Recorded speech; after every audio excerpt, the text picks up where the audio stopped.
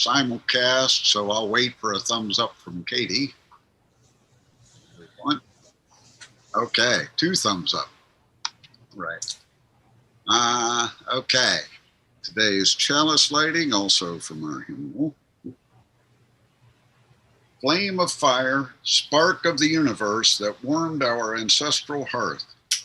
Agent of life and death, symbol of truth and freedom, we strive to understand ourselves and our earthly home.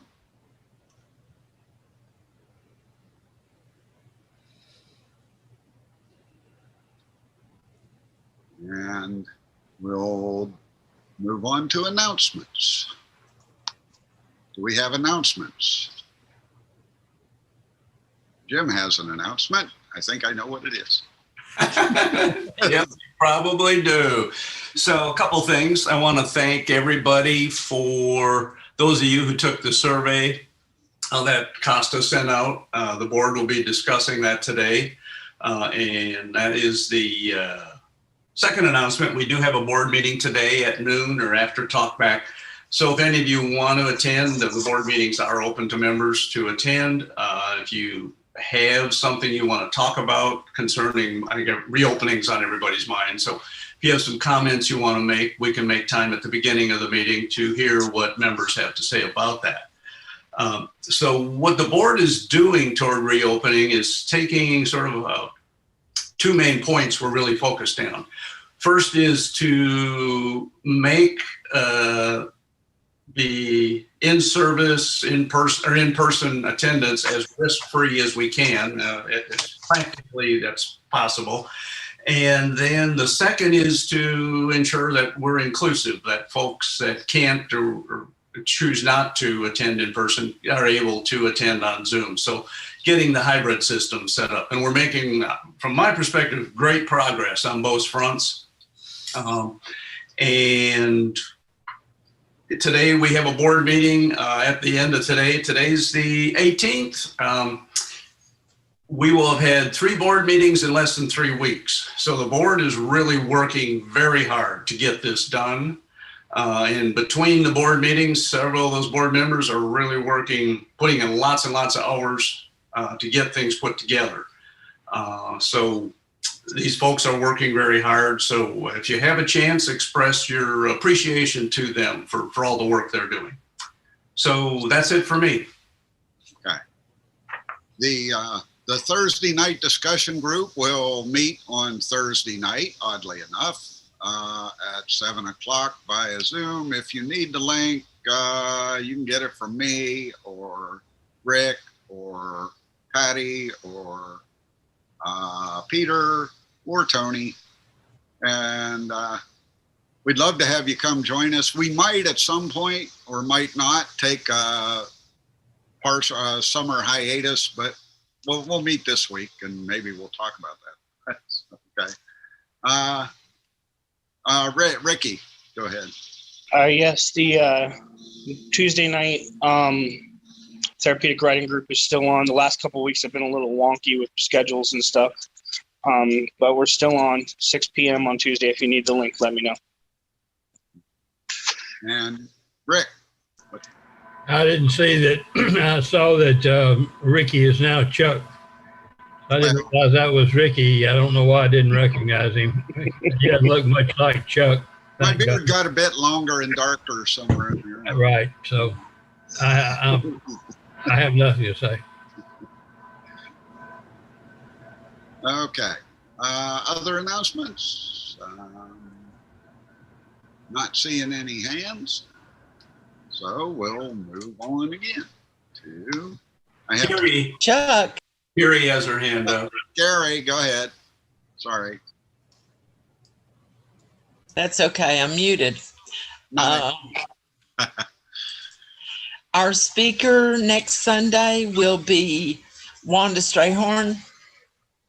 She's the director of the local CASA, which don't ask me what it stands for. Appointed Special Advocate, I think. Say it again. I think it's Court Appointed Special Advocate. Yeah, that sounds right. Yeah, CASA. KC was a longtime member and volunteer of that. And it's just a really great program. It's for children, young, well, you know, under adults, younger than adults. So anyway, I'm really looking forward to her talk. So that'll be next Sunday. Oh, and I have a couple openings in August. If anybody's dying to tell us what they think about something, we would all love to hear it. You will have an attentive audience here. I can guarantee you that. And it's good practice. And it's fun, you know, it's fun. It is. Isn't it, James? Oh, it is. I like to practice on you before I have a conversation with my wife. Let's see. Ricky's got his hand up again. Carrie, did you have me marked down for August? I do. Okay. You are down for August 8. Okay, thank you. You're welcome.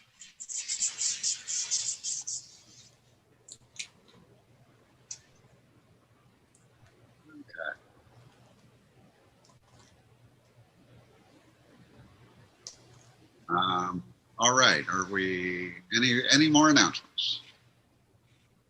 If not, I will move on to our reading for today, which is actually a Thich Nhat Hanh reading from our hymnals, number 505.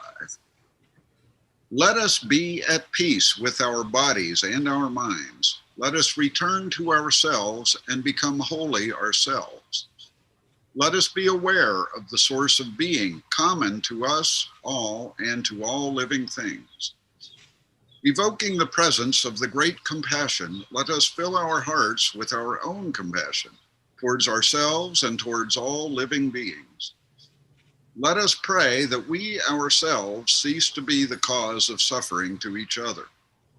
With humility, with awareness of the existence of life and of the sufferings that are going on around us, let us practice the establishment of peace in our hearts and on earth. Amen.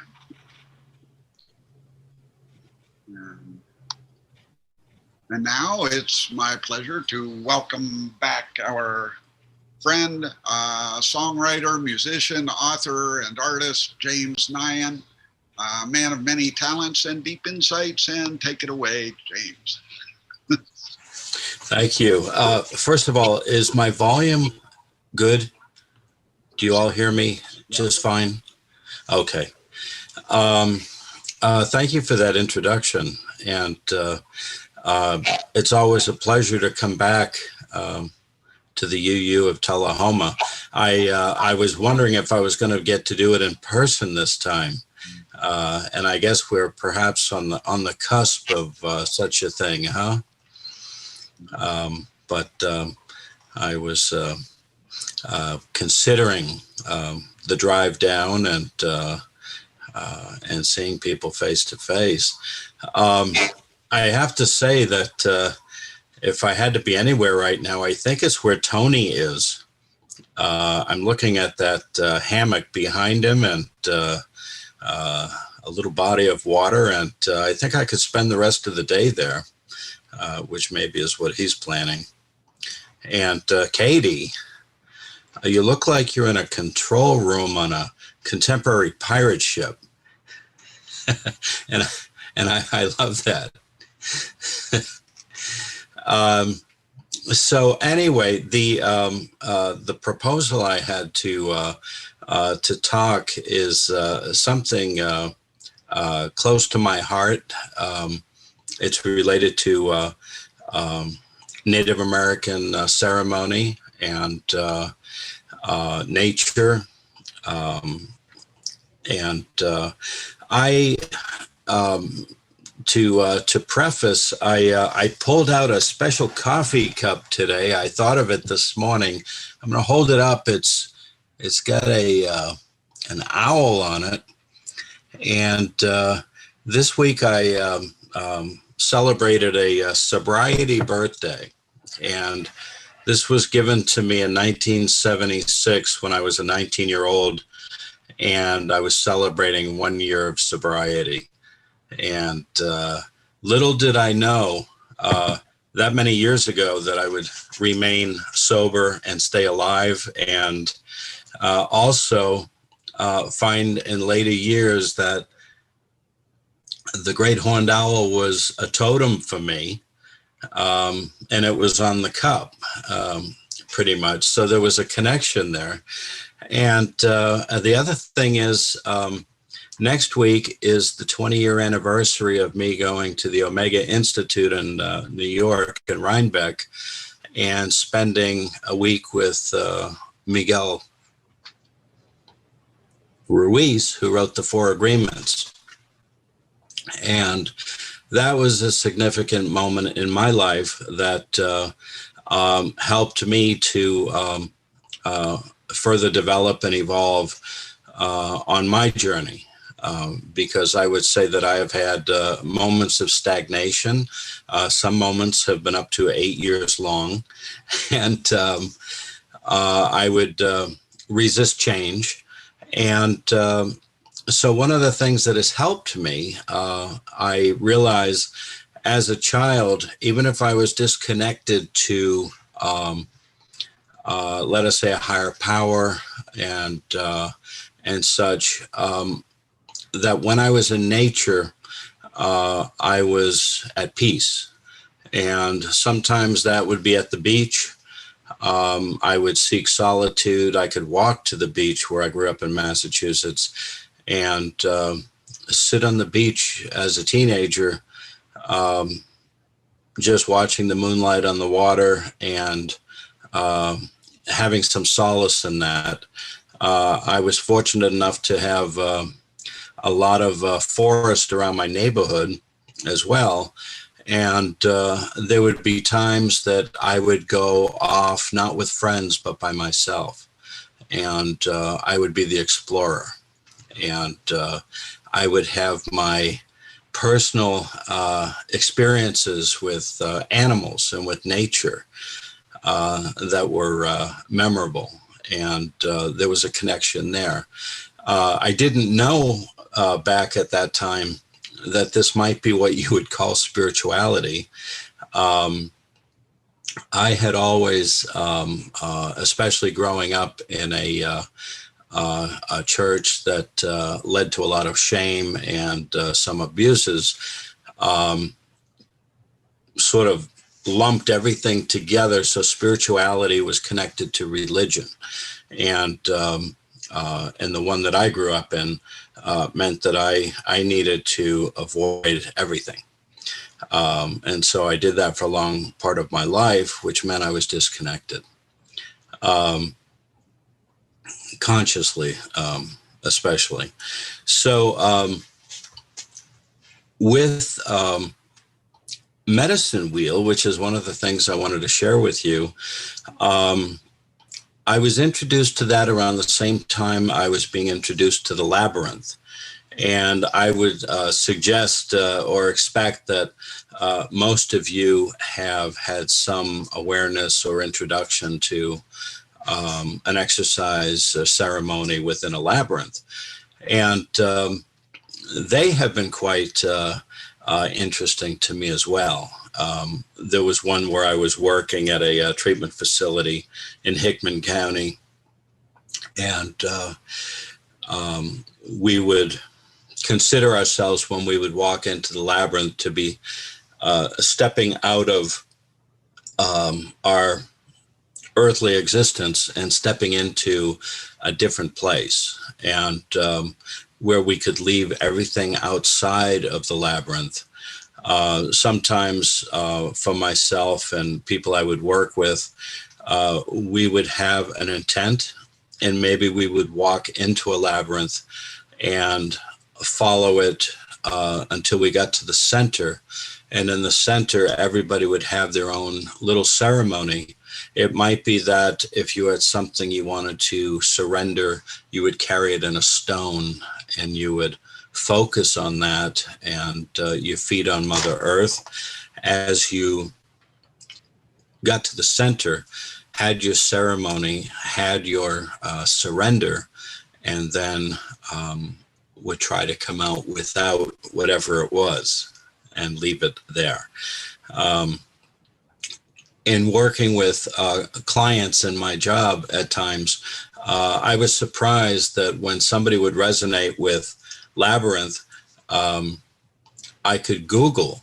And boy, being able to Google and find things is so wonderful, because I had a fellow that was returning to Connecticut, and the Labyrinth was really right up his alley. So I Googled and I found a website that said the Labyrinths of New England. And so I was able to give him this list of labyrinths that he could visit, and do these little weekend journeys when he returned home, and be able to continue with that experience that meant so much to him. If you're in the Nashville area, you could do a labyrinth at Scarrett Bennett Center over near Vanderbilt University. There's one right there on the campus. And I think, as you probably know, a lot of churches will install one somewhere on their property as a walking meditation. Anyhow, with the nature of things, what happened for me was I went to work in Hickman County. I had the run of 2,500 acres along the Piney River. And I would go to work. I would work sometimes a 37-hour shift.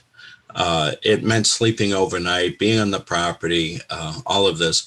But what happened was the property itself was so spiritual and had so much positive energy in it that I'd get off work and I wouldn't leave.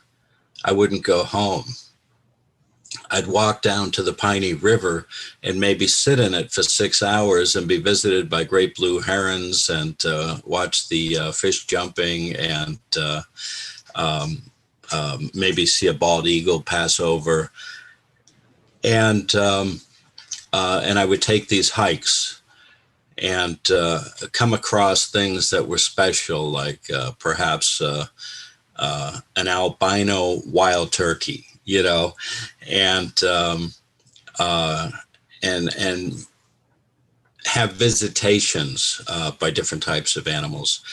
The great horned owl started to appear more and more to me, and I would, for example, step out of my house with my dogs at night with just a little security light down on the barn. And they're so stealthy and quiet.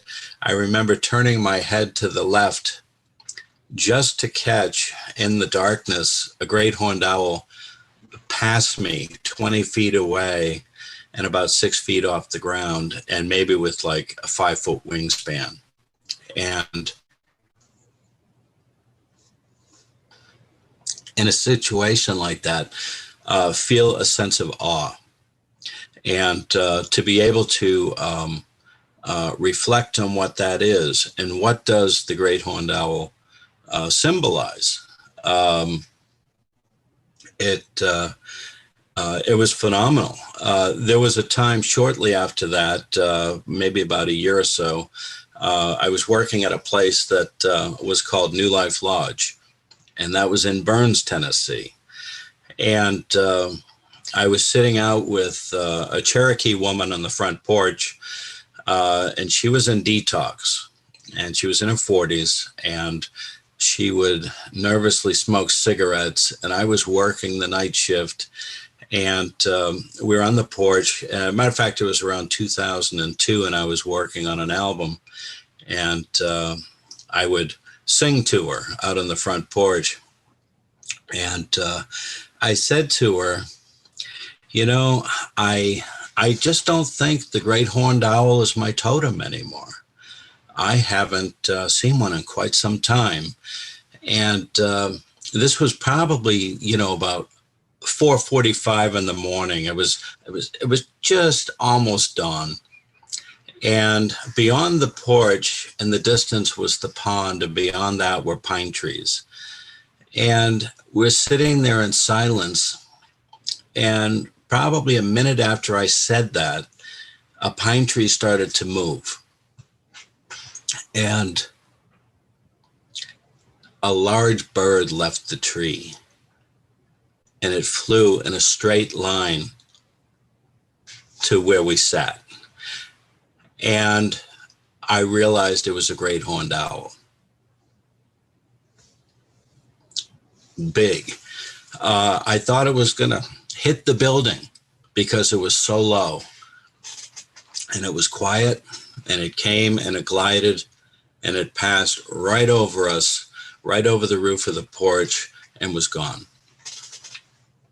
And this Cherokee woman said, she had a very squeaky voice, and she said, "Well, I guess it's still your totem." And and I laughed, you know.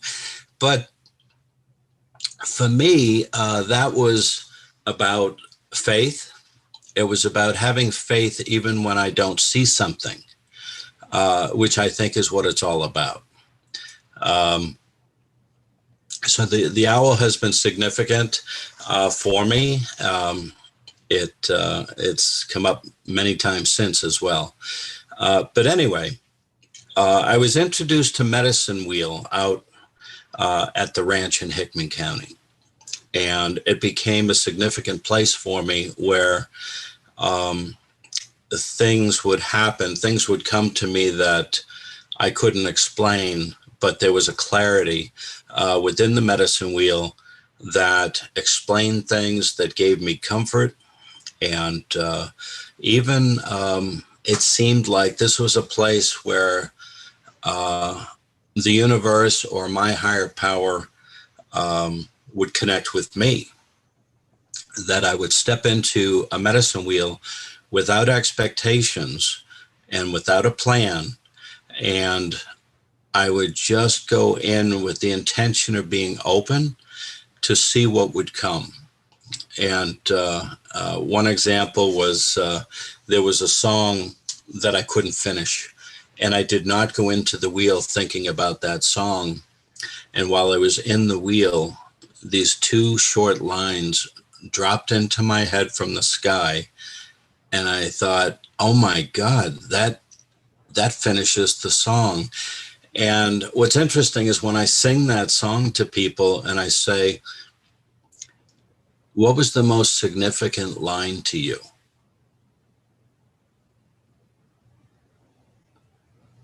It's that line. And it's not something that I can see myself conceiving. And the line was, I am both the potter and the piece of clay.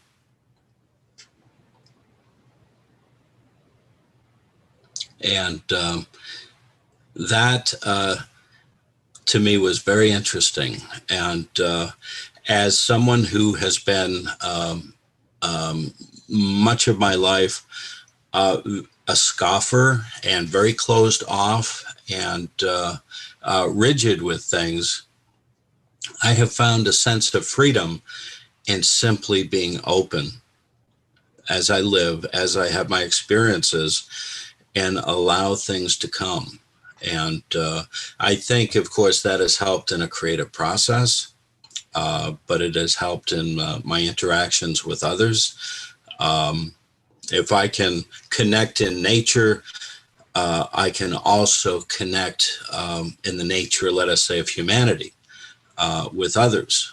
And so with that being said, regarding Medicine Wheel, what I thought I would do is give you a little bit of history and some creative ideas of how we all could connect in greater ways, and very simply too. And that is, you don't have to be following some generational code of how to use the wheel. That we are all given an ability to have a ceremony. And I'm sure that there are things that we all do, that we all celebrate, that we all do differently. And there's not a wrong way of doing something. The origin of medicine wheels, my understanding is they were first discovered in the Grand Tetons. They were discovered in Alberta, Canada, and over 3,000 years old. And my understanding is that contemporary tribes were not necessarily aware of them, that they discovered them. So the history and the use of the wheels were not passed down through lineage. And that tells me that I can also discover them and find ways to use them myself, to hold this space in reverence. You know, some say that the circle of the medicine wheel becomes consecrated when we create a wheel. I have one out here at my home. The one that we had at the ranch in Hickman County was 64 feet wide. I was there for the dedication around 2003 or 2004. And we had Native Americans playing in the four directions. We had an old medicine man who played an eagle bone whistle.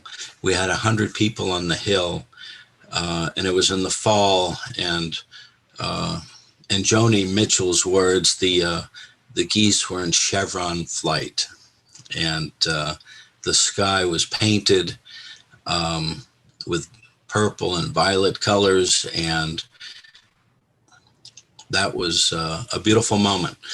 And that wheel became my place. We dug a hole in the ground, and 100 people put something in it. It could have been written on a piece of paper. It could have been a ring off their hand. It could have been a crystal. And the whole idea was that we were all putting some energy into that circle. Some may say that that circle connects to the Great Spirit, and the circle remains a circle because it rises up in a spiral into the sky. And so the connection is unbroken.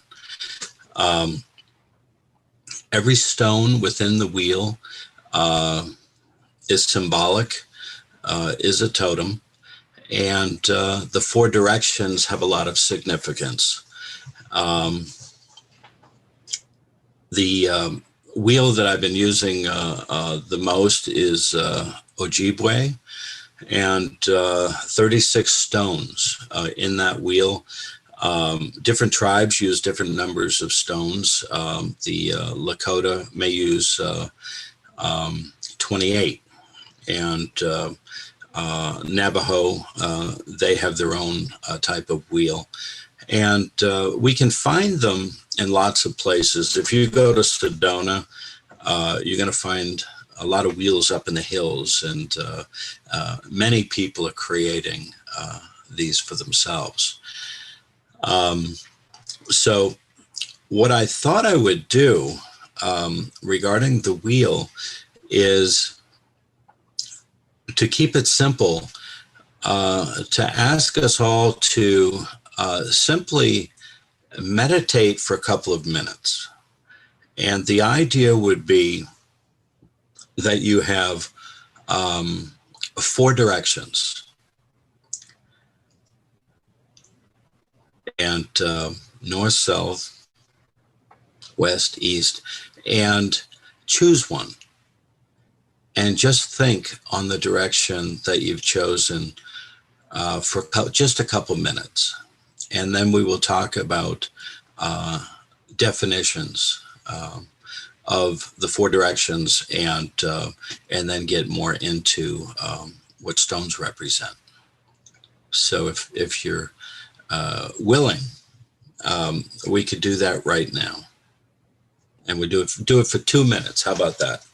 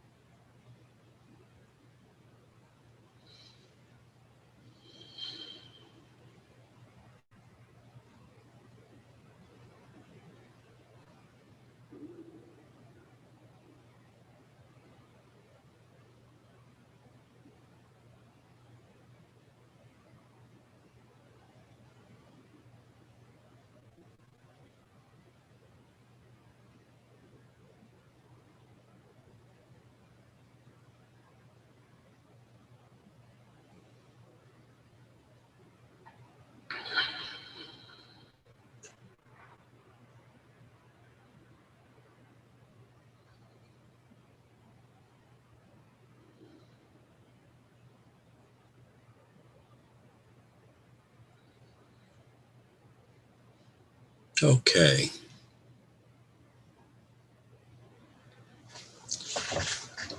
Sometimes I think 2 minutes can seem like a long time. When I'm sitting in silence.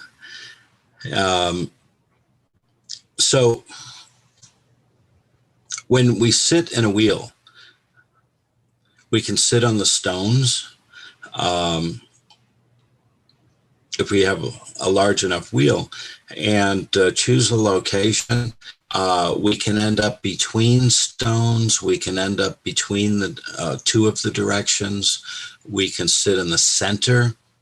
And usually what I do is I prefer to not know what the stones are or the four directions when I bring people to the wheel. So I might bring them to a wheel at high noon so they can't determine by where the sun is located what it is. And that would be for the first time experience. For any experience after that, it's almost like you could decide once you're knowledgeable about a wheel where you want to go because of the attributes of that part of the wheel. And maybe it's something you want enlightenment or strength or something to come to you that might be specific to a personal situation. So in using the wheel and using four directions, that's kind of what I do for an intro. And anybody who sat in the East, how many said were in the East? That's what you thought about. You can. Okay. Barb, I think Barb, and is it Casta? It's Costa. Casta. Okay. Yeah. And so in the East, of course, it's referred to as the place where the sun rises. And the sun signifies new beginnings. And, you know, it's the place in the cycle of life. It is the place of the newborn. And oftentimes somebody may sit in the East that is pregnant and doesn't know what that means, but that's the place they've chosen. It is a place of prayer. Totems might include the eagle, golden eagle. We're talking about messengers. If we were to have a fire by a medicine wheel, the odds are we would place that fire outside of the wheel in the East, and that would be a place of some congregation. It would be a place where we might put things into a fire with the idea that our prayers could rise within the smoke. And things that are messengers, of course, being raised Catholic, I can't help but think of angels, but for some tribes, golden eagle is a messenger. If we were Peruvian, we might consider the hummingbird a messenger.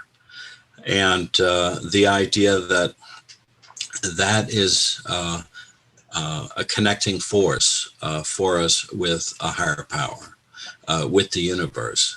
And yeah, so if we move down to the south, if I could see any hands about the south, if you chose the south. Okay, Chuck. The south is considered, of course, think of the direction it's pointing, right? Place of fire. It is, fire is passion. They would say procreation. If it was not for passion, we probably wouldn't be here. You know, when we think of Father, Son, and Mother Earth, without the two, we as, let us say, the children of them may not exist. if they weren't working together. Totems, they consider the coyote to be in the south. One that I have found interesting is the lion. And this is in the cycle of life. We've gone from spring, which is in the east. Now we're in the summer. And this is the place also of the child, as opposed to the newborn. In working therapeutically with people, I can often have somebody sit in the south who has lost their voice along the way due to their childhood experiences, which were abusive or they were unheard. They asked for help and didn't receive it, and they shut down because that was the safest thing to do. And so we may work in the south of the wheel to find our voices and to be able to modulate. I love the lion because I will get somebody to start roaring and raise their voice, perhaps with the support of the entire group that might be in the wheel. So that is the south. If we go over to the west, how many did we have? Okay. And is that Barb or Chucky? Chucky. Okay. And I always find the West interesting with its totems. The bear, especially grizzly bear, is considered a totem of the West. The West is the place of the adult. It is the place of introspection. And one of the totems is the snake. And of course, with that, what does the snake do? The snake sheds its skin. And for those of us who follow snakes, it is shedding its skin because it is growing. I like to think that as part of us living our lives, we are shedding things along the way as we grow. If it is somebody who is working on something deep-rooted, they may, let us say, come into a process carrying a lot of baggage, and maybe they need to shed some of that because they don't need to bring it all home.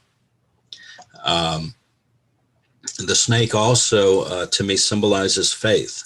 And because in shedding its skin, correct me if I'm wrong, the snake is temporarily blinded as it's shedding the skin. And I think that's because it covers the eyes. There's a temporary blindness. And to continue to get the skin off, it has to keep moving. And so the idea of me not being able to see where I'm going and to have to keep moving to remove that skin is a sign of faith. And so I may not always know where I'm going, but I know I have to move forward and step into what is next. So that is the West, and it's the place where the sun goes down. I think it could be a place of being educated, whereas once we move up to the north, we are going to the place of wisdom, and it's the place of the elder in the cycle of life, and it's a place where you can sit and look back on the other stages of your life and reflect. Totems might include moose and beaver and, some of those northern animals. White buffalo is quite significant, and that is very, very special. because every now and then there might be an albino buffalo. Matter of fact, I think there's a new one that's been found in Yosemite recently, which is quite rare. How many were in the north? Okay. So what I wanted to say is, with the different stones, there are different totems, and you can look at different wheels. There was a diagram, Carrie, I sent you a diagram, I think, by email. Yes, I sent that to everybody. If there's, I sent that to everybody this morning, so it should be the top. I could share it to the screen if you want. It's okay if it was sent out. That's good. That is a good source, and that came from Sun Bear and from a book. I'm just remembering I have this other book right here that I like.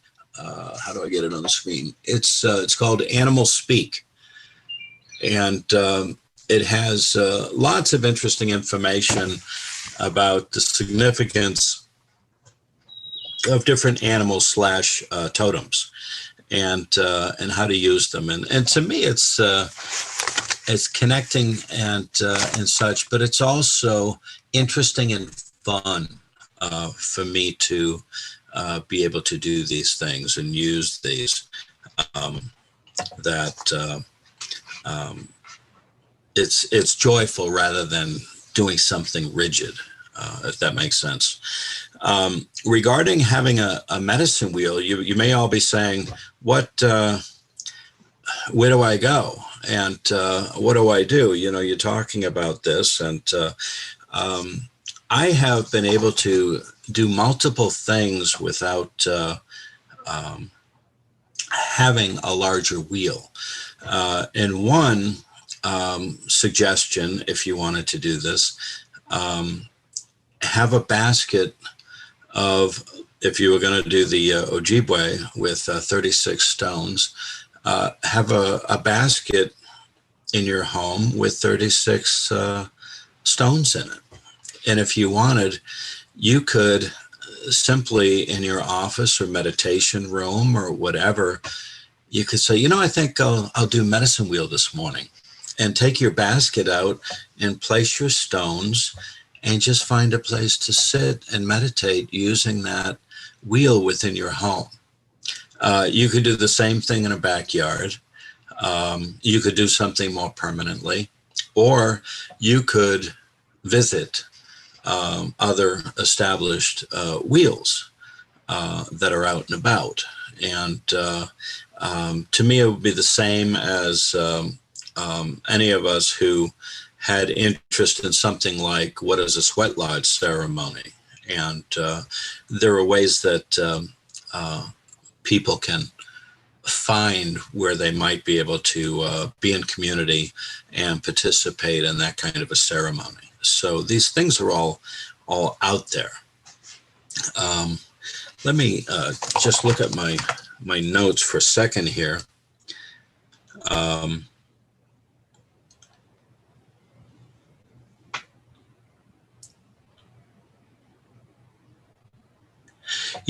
I did say earlier there's no wrong way to do this. We get to create. And Miguel Ruiz said, when I first met him, he said, I am an artist, you are an artist, and we are creating all the time. And so I realized I didn't have to be very specific and have one label that is what James is. I spent many years, and the label was songwriter, and that was creative, and that was artistic, and that was all I had. That was all I focused on, and sometimes that could be a heartbreaking thing. To know that I am an artist, whether I'm writing a song or not, is very different. I can get up in the morning, I can do something not related to music, and I am creating. I am an artist, and So we get to do this too. We can create a ritual. We can create a ceremony. We can do something for ourselves.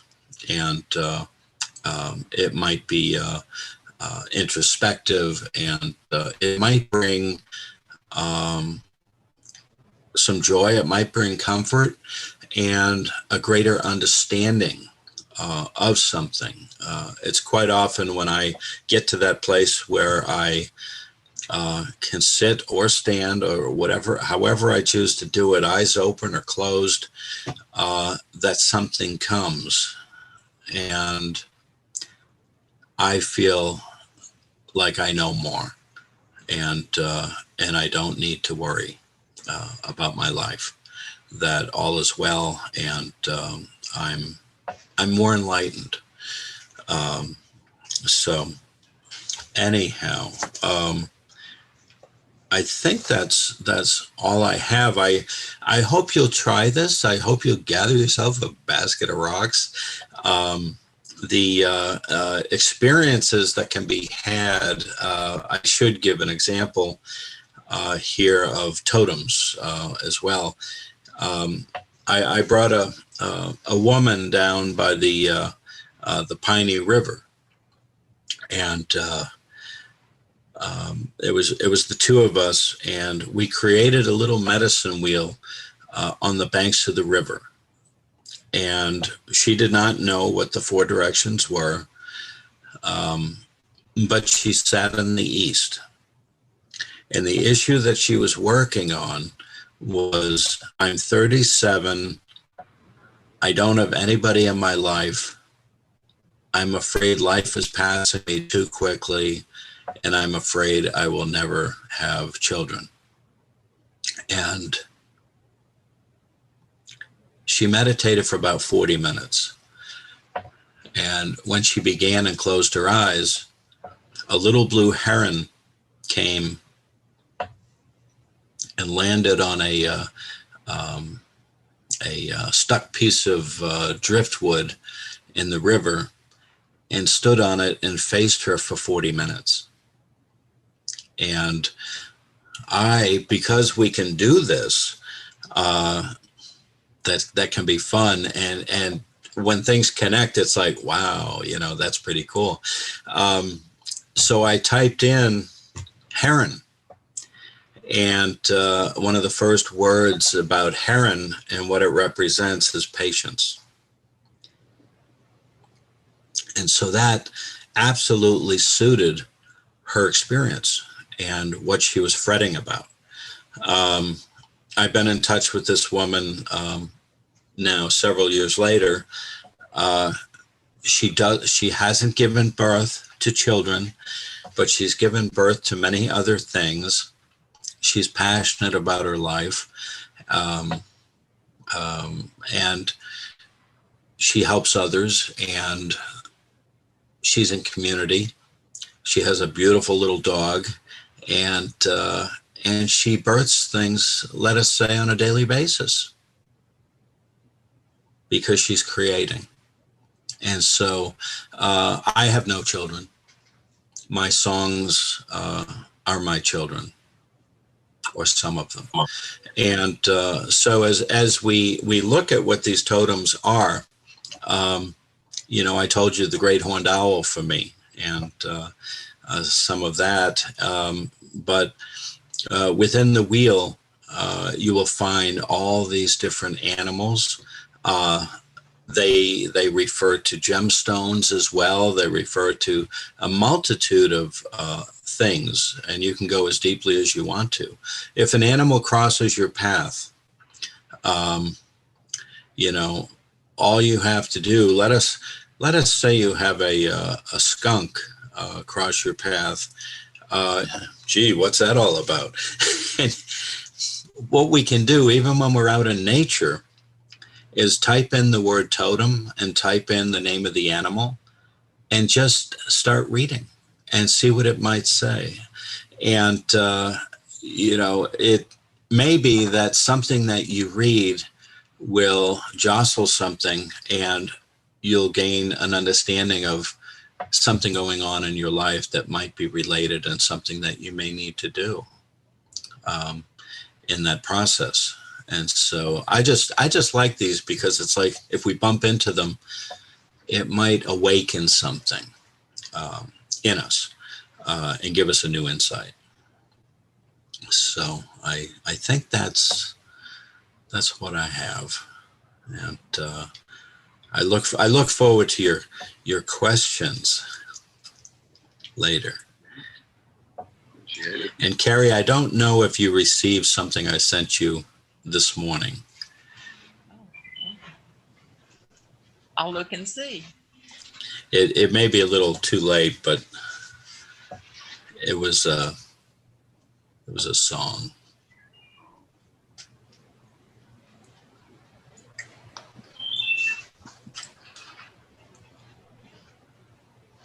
But if there isn't time to set it up, that's fine. Okay. Thank you so much, James. Thank you. I don't know where Jim came from. I never. Maybe we can get it set up and do it at Talkback, beginning of Talkback. Okay.